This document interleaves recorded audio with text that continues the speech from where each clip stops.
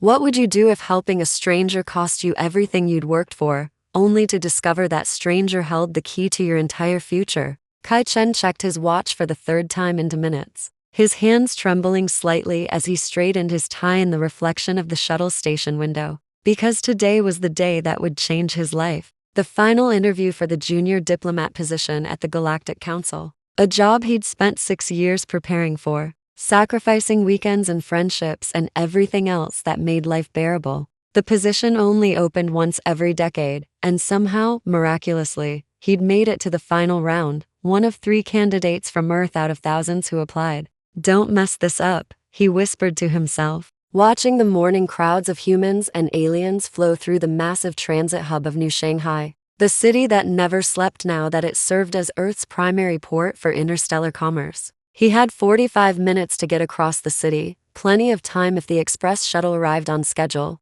That's when he heard it, a sharp cry that cut through the ambient noise of 1,000 conversations, followed by the unmistakable sound of something crashing to the ground. Kai's head turned almost involuntarily toward the commotion near the lower platform, where a small crowd was forming, and he saw her. A young woman with silver hair that cascaded down her back like liquid moonlight, wearing sleek black tactical pants and a fitted jacket in deep blue that seemed to shimmer with an otherworldly quality, sprawled on the ground while 3 large figures loomed over her. She was clearly alien, those delicately pointed ears, visible even from a distance. But her face was remarkably human, beautiful in a way that made his breath catch. Though what struck him most was the fear in her eyes. Bright amber eyes that darted between her attackers with the look of a cornered animal. "Your kind doesn't belong here," one of the men snarled. And Kai recognized the ugly insignia on his jacket, the Earth First movement. A group of xenophobic thugs who'd been gaining traction among the worst elements of humanity.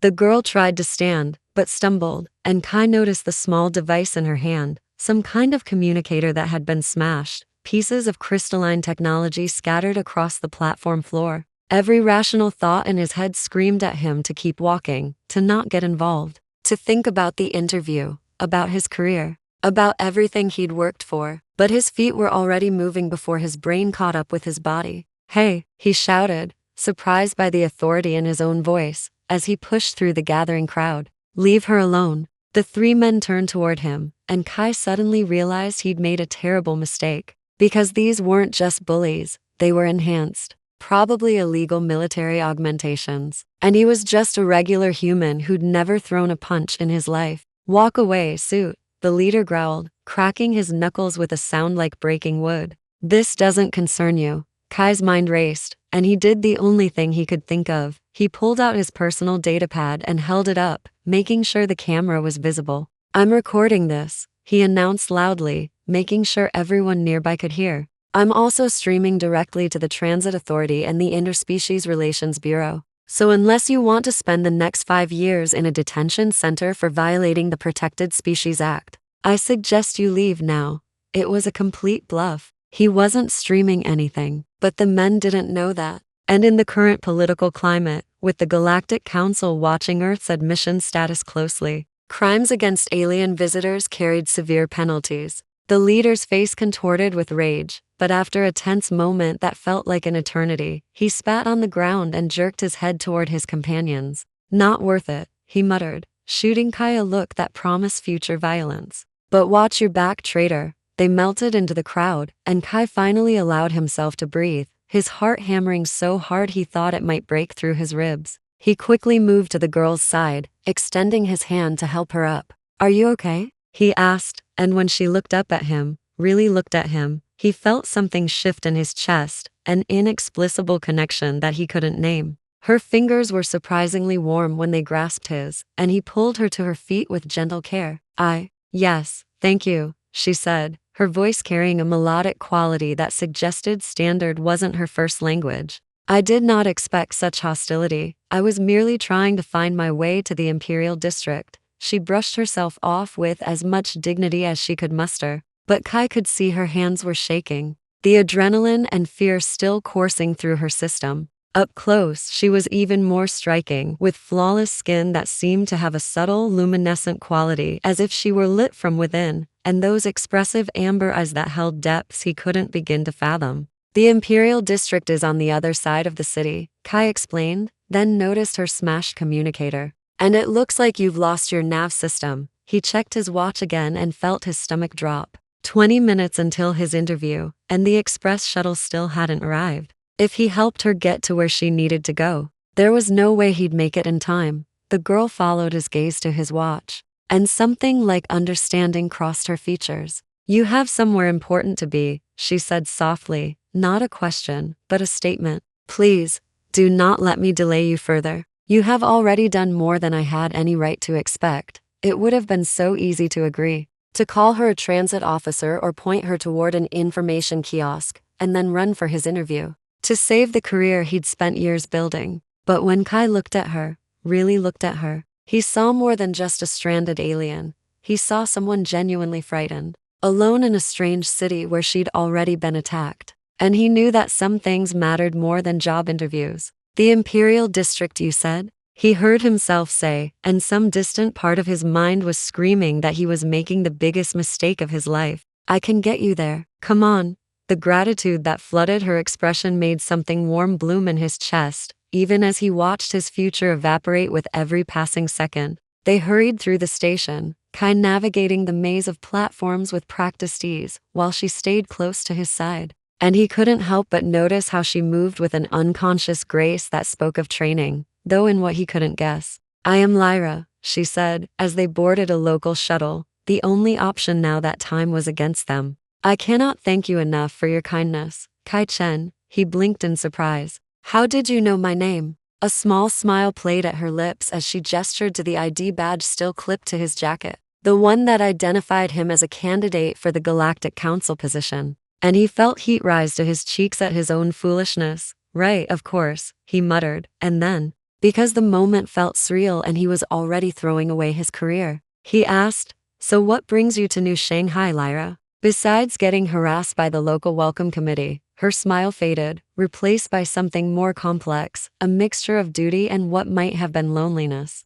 I am here for the summit, she said carefully. My family has business with your planetary leaders. The way she hesitated before saying family struck him as odd. But Kai didn't press. Instead, he found himself talking, telling her about the interview he was missing, about his dreams of bridging the gap between Earth and the wider galaxy, about his belief that humanity's future lay in cooperation and understanding rather than fear and isolation. Lyra listened with an intensity that was almost unnerving, as if every word mattered. And when he finally wound down, embarrassed by his own rambling, she said something that would echo in his mind for days to come. You know, Kai Chen, there is a saying among my people, the measure of a soul is not in what they gain, but in what they are willing to sacrifice for a stranger. Her amber eyes held his. And in that moment, sitting on a crowded shuttle heading in the opposite direction of his dreams, Kai felt like he was exactly where he was supposed to be. They talked the entire ride, and he learned that she had an almost childlike curiosity about Earth, asking questions about everything from the architecture to the street food vendors. They passed, and he found himself laughing more genuinely than he had in months as he tried to explain the concept of hot dogs and why humans found them delicious despite their questionable contents. She had a dry wit that caught him off guard, delivering observations about human culture with such deadpan seriousness that it took him a moment to realize she was joking. And when she laughed at his delayed reactions, it was like music, bright and uninhibited and utterly captivating. Too soon, the shuttle arrived at the Imperial District, and Kai walked with her toward the massive security checkpoint that separated the diplomatic quarter from the rest of the city, a shimmering barrier of energy that required proper credentials to cross. This is where I leave you, he said, trying to ignore the strange reluctance he felt at the thought of never seeing her again. Will you be all right from here? Lyra nodded, but there was something unreadable in her expression, a conflict playing out behind those remarkable eyes.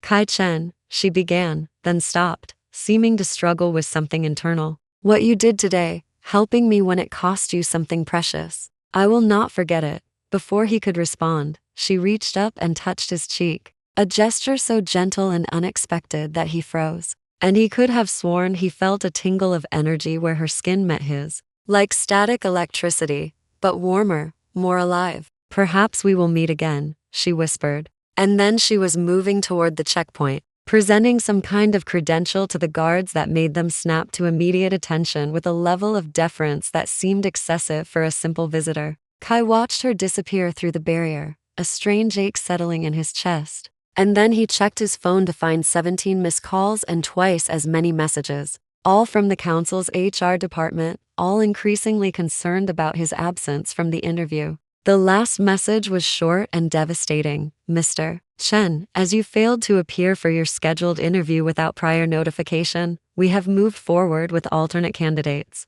We wish you the best in your future endeavors. Just like that. 6 years of work gone, Kai made his way home in a daze. His tiny apartment in the mid-levels feeling even more cramped and depressing than usual. And he sat in the dark for a long time, trying to process what he'd done, wondering if he'd made the right choice, or if he was just an idiot who'd thrown away his future for a pretty face and a moment of misplaced heroism. His phone buzzed with messages from friends and former classmates, some sympathetic, others barely concealing their schadenfreude that the ambitious Kai Chen had finally stumbled. And he turned it off, unable to deal with any of it. He must have fallen asleep on the couch, because the next thing he knew, someone was pounding on his door with enough force to wake the entire floor. Groggily, he stumbled to the entrance and pulled it open to find 2 figures in immaculate uniforms that he immediately recognized as Imperial Guard, the elite security force that protected the Zarathian Empire's highest officials. And his sleep-fogged brain struggled to understand why they would possibly be at his door. Kai Chen? The taller one asked, though it wasn't really a question. You need to come with us immediately. Terror flooded his system. Had he somehow committed an interstellar incident by helping Lyra? Was he about to be arrested, deported, or worse? What is this about? He managed to ask, his voice embarrassingly unsteady. I haven't done anything wrong. I was just helping someone who needed, we are aware. The guard interrupted, but his tone wasn't hostile, which was somehow more confusing. Please, sir, we have our orders. You are to be brought to the Imperial residence without delay. They wouldn't tell him anything else. And Kai found himself bundled into a vehicle that was far too luxurious for an arrest. Unless the Zarathian Empire had really upgraded their prisoner transport, and within minutes they were gliding through the streets back toward the Imperial district. The very place he'd left just hours before. The Imperial residence was a marvel of architecture. A soaring structure that blended alien aesthetics with human design sensibilities. And Kai barely had time to gawk before he was being ushered through security, down corridors lined with guards and officials who all seemed to know exactly who he was, which was deeply unsettling. Finally, they arrived at a set of ornate doors that swung open to reveal a chamber that took his breath away. All soaring ceilings and holographic stars, and a sense of space that defied the building's external dimensions. And at the far end, standing beside a massive viewport that overlooked the city, was Lyra. She'd changed clothes, now wearing an elegant outfit in deep purple and silver that seemed to shimmer with captured starlight. More formal than her earlier attire, but no less striking, and when she turned to face him, her expression was a complex mixture of emotions he couldn't quite parse. Kai Chen, she said formally, and he noticed for the first time the circlet resting on her silver hair, a delicate thing that seemed almost alive with inner light. I apologize for the dramatic summons, but there is something I need to tell you. Something I should have revealed earlier. His confusion must have been evident, because she smiled. That same gentle expression from the shuttle, and gestured to someone he hadn't noticed standing in the shadows. A tall figure who stepped forward into the light, wearing robes that screamed authority and a crown that left no doubt as to his identity. Kai's knees nearly buckled as he recognized Emperor Thaddeus Zarathian, ruler of the largest empire in this sector of the galaxy, a being whose decisions affected trillions of lives, and who was currently looking at Kai with an expression of amused interest. Father, Lyra said, and that single word recontextualized everything. Every moment from their meeting to this instant. This is the human I told you about. Kai's brain was short-circuiting. Father, Emperor Lyra was. She was the Emperor's daughter. He'd been making jokes about hot dogs with an imperial princess, and he'd touched her face. Oh, stars.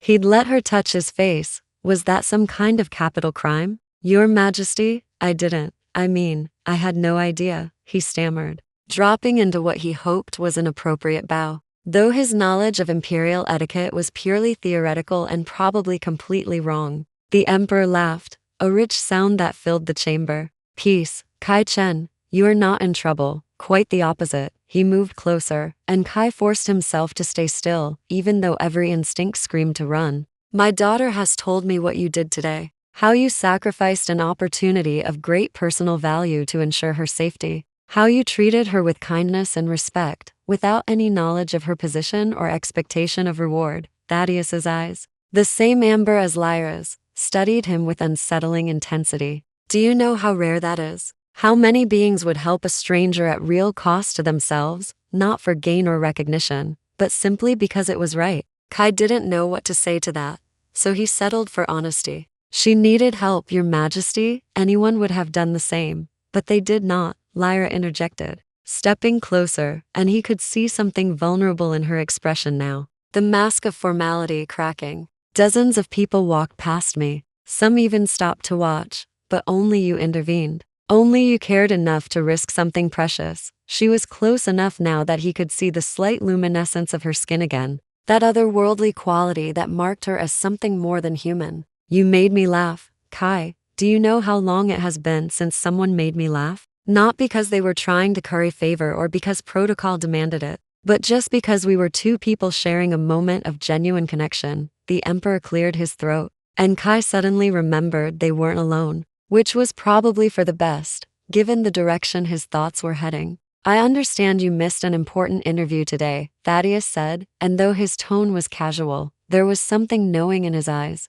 A position with the Galactic Council, if I am not mistaken. Kai nodded mutely, still trying to process that he was having a conversation with one of the most powerful beings in the galaxy. I may have taken the liberty of contacting the Council's leadership, the Emperor continued, and Kai's heart stuttered in his chest. I explained that you were detained on a matter of Imperial security, which is technically true, and that your absence was both necessary and reflective of exactly the kind of character they should be seeking in a diplomat. He paused, letting that sink in. They have agreed to reschedule your interview for tomorrow morning, and I believe I can guess how it will conclude. Given that I also may have mentioned that the Zarathian Empire would consider it a personal favor if you were selected, and that your first assignment would likely involve coordinating with our diplomatic corps. The room spun slightly, and Kai wasn't sure if he was breathing properly. You did that for me? But why? Lyra answered before her father could, stepping so close that he could see the flecks of gold in her amber eyes.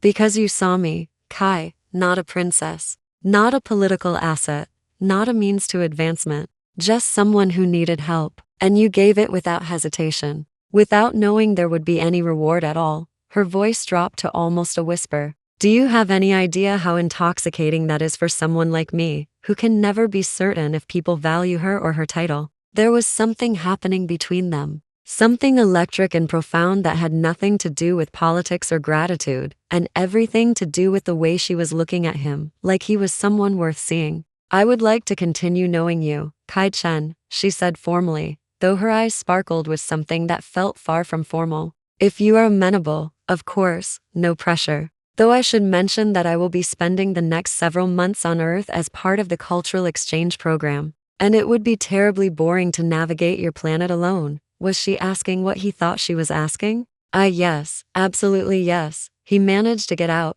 eloquence completely deserting him under the combined weight of her attention and her father's amused observation. I mean, I would be honored to spend time with you, show you around, if that's what you're suggesting. Her smile could have lit the entire city. It is exactly what I am suggesting, though fair warning. I have a list of at least 47 Earth customs I want to experience. And you mentioned something about hot dogs that I find deeply concerning, but also fascinating, despite the insanity of the situation. Kai found himself laughing, the tension breaking like a wave against stone. I think I can manage that, Your Highness. Lyra, she corrected gently. When it is just us, please, call me Lyra. The Emperor watched this exchange with barely concealed satisfaction, and Kai got the distinct impression that he'd been maneuvered by forces far beyond his understanding. But looking at Lyra, at the genuine warmth in her expression and the promise of something wonderful and terrifying and completely unexpected, he found he didn't mind at all.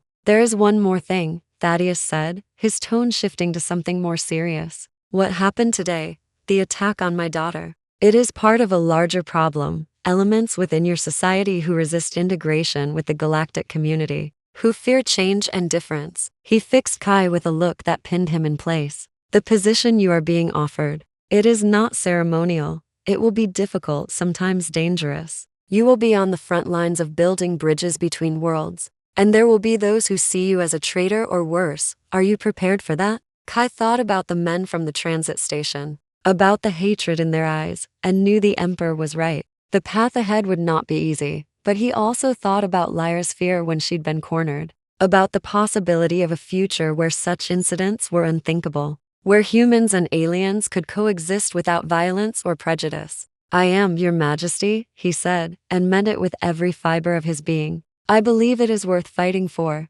The Emperor nodded, satisfied. Good, then I will leave you two to discuss the details of Lyra's Earth orientation, though I expect her back at a reasonable hour. And Kai, he paused at the door, his expression softening slightly. Thank you for protecting my daughter when no one else would. You have earned the gratitude of the Zarathian Empire, but more importantly, you have earned mine as a father. Then he was gone, and Kai was alone with Lyra, the weight of the day finally catching up with him in a rush that left him slightly dizzy. This is completely insane, he said, not really meaning to speak aloud. Lyra laughed, that musical sound that he was already becoming addicted to. Yes, she agreed, but sometimes the best things in life are a little insane, do you not think? She held out her hand, an echo of the gesture he'd made when helping her up at the transit station. And when he took it, that same tingle of energy passed between them. A connection that felt like the beginning of something momentous. Come, she said,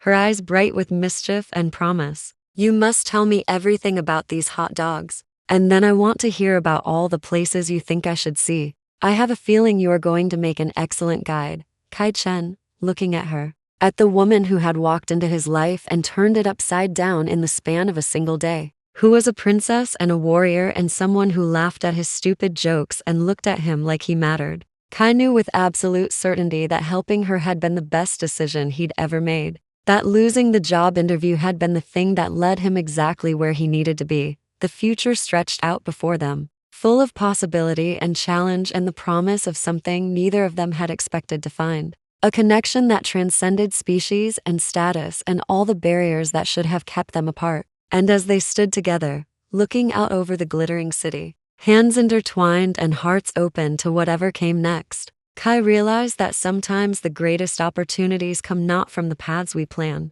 but from the moments we choose compassion over convenience, kindness over ambition, and the uncertain promise of human connection over the safe certainty of solitary success. This was just the beginning, he knew, the first chapter in a story that would be complicated and difficult and absolutely worth every sacrifice. And looking at Lyra's radiant smile, feeling the warmth of her hand in his, and the rightness of this impossible moment, he could not wait to see what happened next.